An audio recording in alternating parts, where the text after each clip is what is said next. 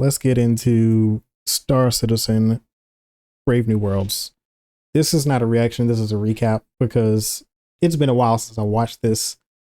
I was actually on a road trip when this premiered. I watched it on my phone at like 4 o'clock in the morning. And what I remember is that it didn't hold my attention like I hoped it would, but there was still some good content in there. I remember the end very well with the weather tech presentation, which was very cool. My plan is every day that I'm on stream to watch one of these panels, recap it, talk about the details a bit, maybe guess and speculate as to what we could see this year. Yeah, just kind of talk and speculate about this stuff because it's very fascinating, this entire development of this game, in my opinion. I'm rambling now. Let's go ahead and get into this panel. Ever since they've introduced Planet Tech, like,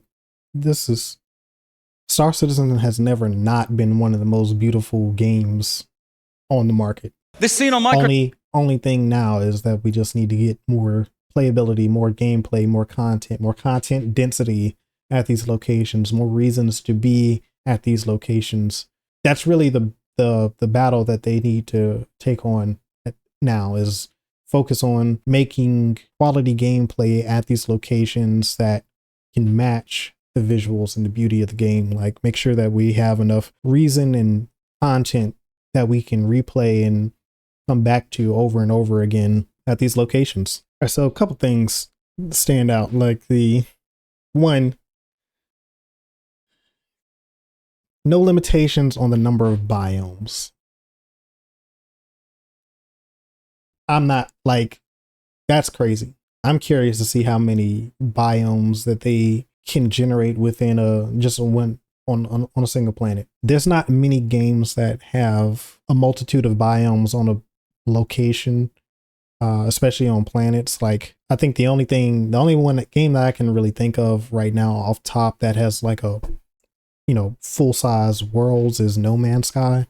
And even those biomes are pretty limited on a single planet. Like, there's a variety of biome types, but you usually have to go to different locations, different planets, different moons to experience different types of biomes. Like, you're not going to see too often a single location that has a multitude of biomes, like a tundra or a rainforest or a desert, or something more temperate on a single planet. There are games that have maps like Red Dead and GTA, like games like that, open world games that have several biomes on a map. But there we're talking about maps. We're not talking about like planet sized locations. So that'll be interesting to see how they go about that, because I know the lore behind Microtech, for instance, because this is what we're looking. I think this is what we're looking at. We were earlier. It was terraformed, but there was some sort of issue with the terraformation process, and it created extreme biomes. So it's extreme cold, and then there's some temperate areas that are still cold as hell, but like not insanely cold. I'd be curious to see if that changes with this update, because I think that Microtech would be a great location to experiment with a multitude of biomes at a single location. Like, I think they could still have the areas of extreme cold, but it would be kind of cool to see like how they create a more diverse biome set at that location. With the two systems that we have, Pyro and Stanton, there isn't a lot of opportunity for them to showcase a diverse set of biomes on a single location. So that aspect has to be geared more towards something like Castra, or maybe even probably Terra. The Terra system, there's a super Earth there. I'm assuming that will be the test bed for a lot of this stuff. That's the only location that really makes sense within the lore. They can always change the lore. Like, they shouldn't, at this point in the development, I don't think that they should treat the lore as gospel. Like, I think the game should inform the lore and not the other way around. Let's build a game that makes sense and then work out the lore to fill in the gaps. Like, let's not create the lore and then constrain the gameplay based on what the lore says. Like, that to me doesn't make sense from my perspective. That's just my opinion. Yeah, I feel like the gameplay should inform the lore and not the other way around. So my question is, how many of these assets are they going to create for flora and fauna to generate this data? How many of these are they going to create for populating and generating vegetation? The number of assets is important still in this equation, because one problem with how ProcGen works on this scale is you see a lot of repeated assets and patterns that can get boring. Now that's just the location, right? These are really just the visual backdrops. This isn't necessarily gameplay. Although it could be in some regards, like some of these should have harvestable items for crafting and general use within the game that also should abide by these same parameters or similar parameters. Like you gotta, which would be cool, right? Because that's where you get into things like just game knowledge, right? Like knowing, hey, if I go to a temperate area on Microtech, there's a chance that this particular harvestable will spawn because they like this environment. Like if you're like for farming, for instance, right? Like knowing where plants grow, like what type of conditions they like to be in, and you need to go to a location that has that type of environment naturally will make it easier to grow crops in that location. That to me, that's the gameplay side of it, right? Like this is right now we're just talking purely on the visuals, but like there are some cool gameplay implications with this. I don't remember them diving into, but maybe they do, but I would like to know more about how all of this ties into, because to me, this ties really well into a system like crafting. As you can see, we're now able to make full-size locations, and they will look completely different based on where you'd find them. Watching this the first time, the confusing part about this is how they're changing the assets that we see, which is just them trying to showcase the variety.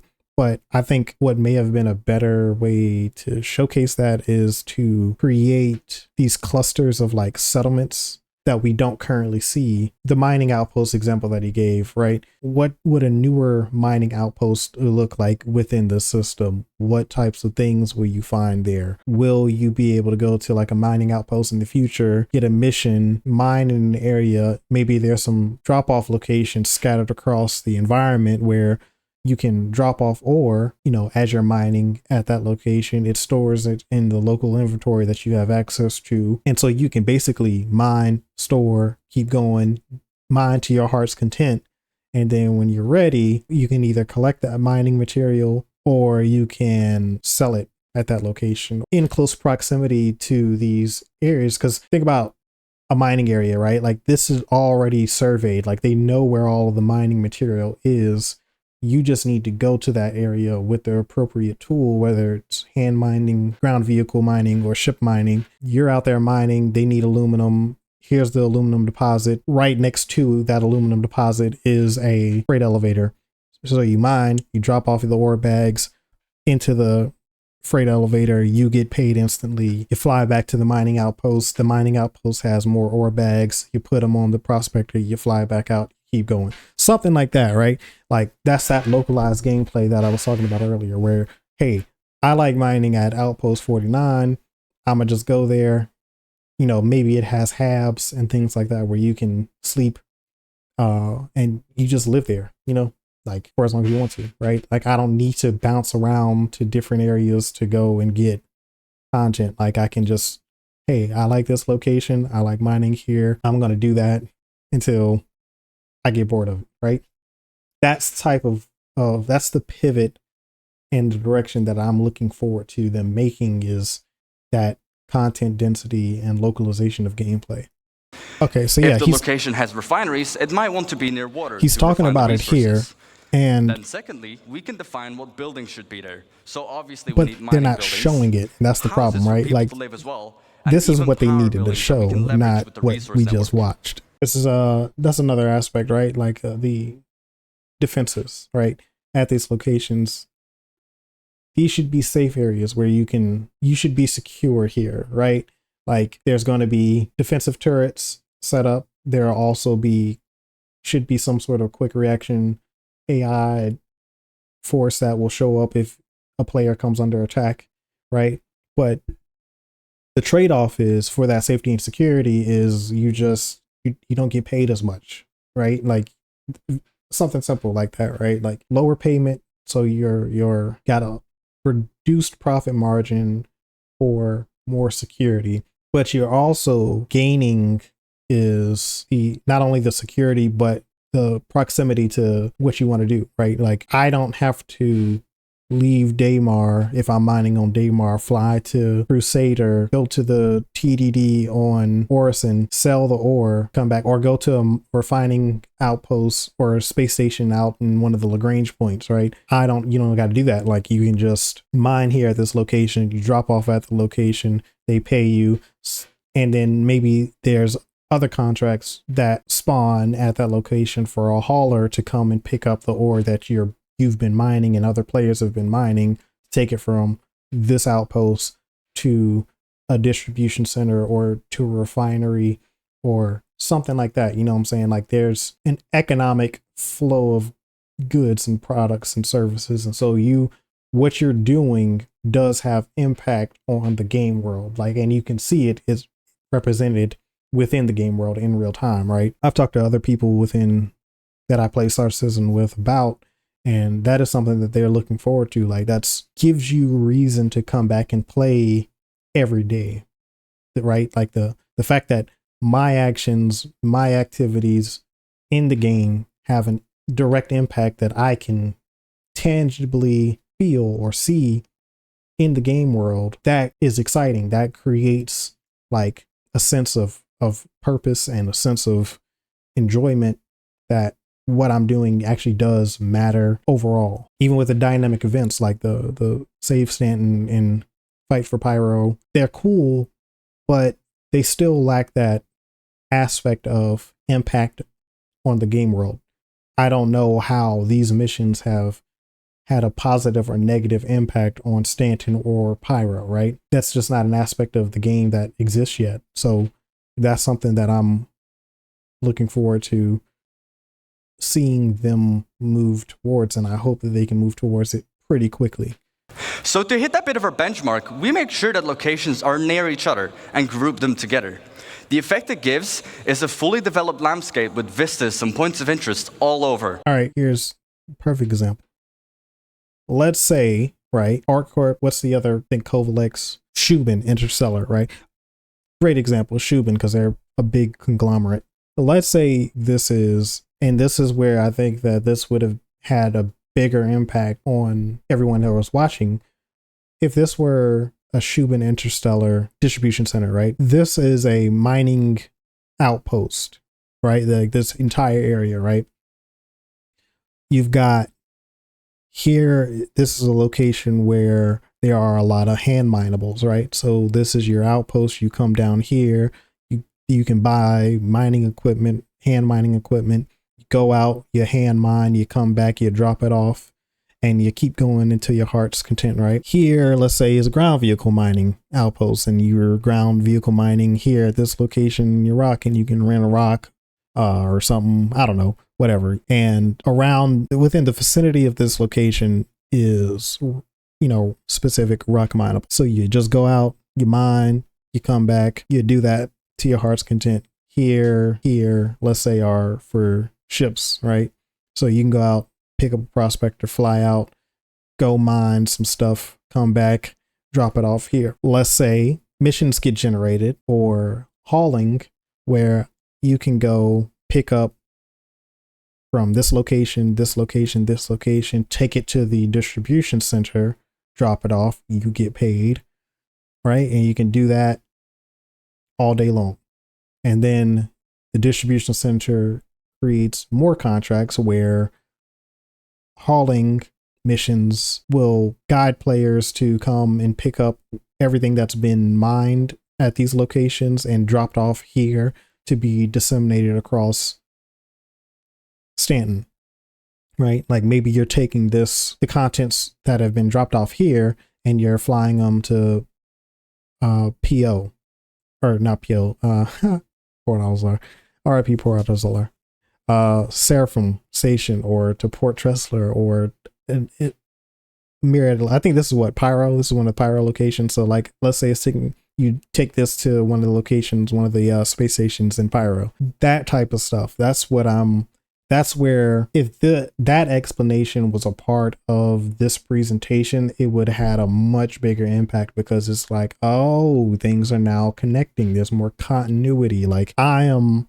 mining here in my actions because I'm mining these hand miners at this location. It's generating missions for other players to come. My gameplay, or your gameplay, is having an impact on the greater game world because it's providing more gameplay for other players. I think the missing piece within this presentation, like, it is very hypothetical, but it's not tying anything to, well, how we play the game will impact how others play or what others can do within the game, right?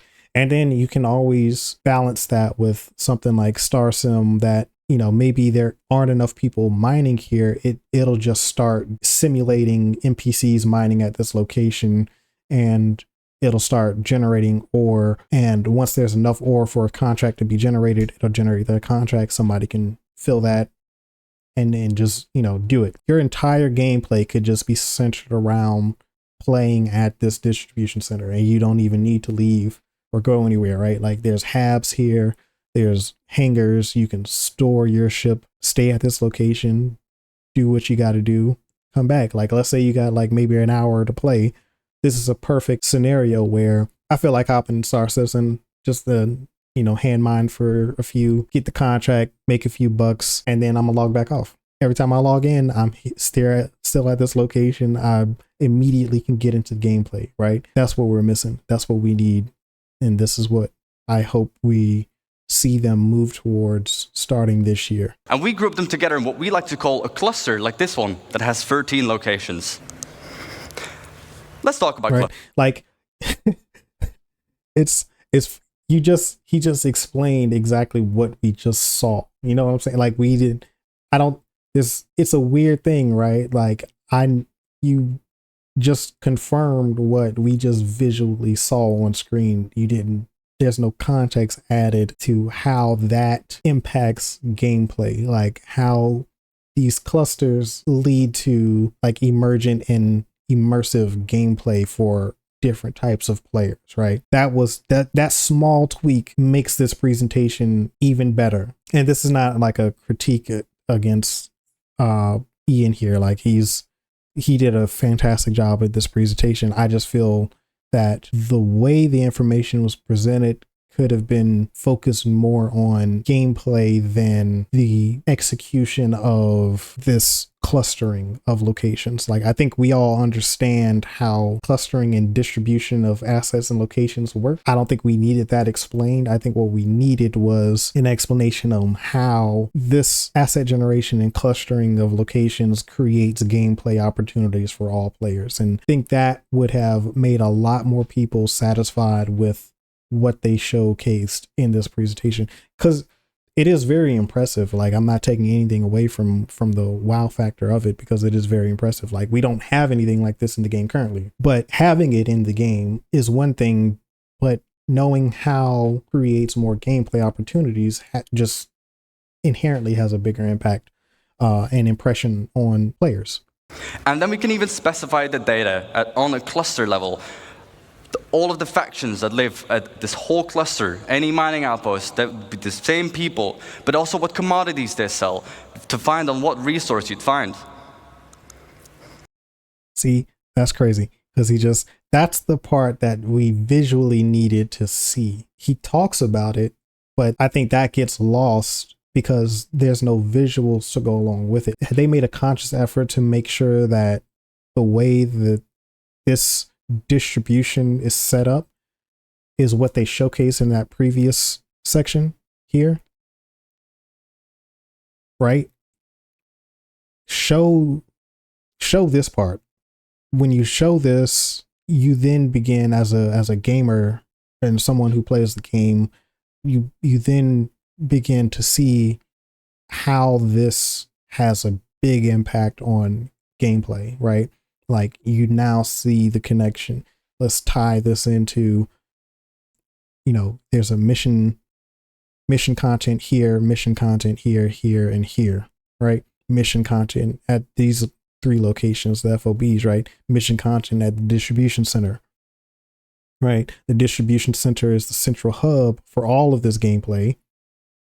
And it is also a location where players can live, right? So I come in, I log in, go to the mining outpost, play the game. Now I'm done, go back to the distribution center, log out, rinse and repeat for as long as I want to, right? That showing that part, all the dots then connect, right? Like that's where we as gamers go, that's very cool. That's exciting.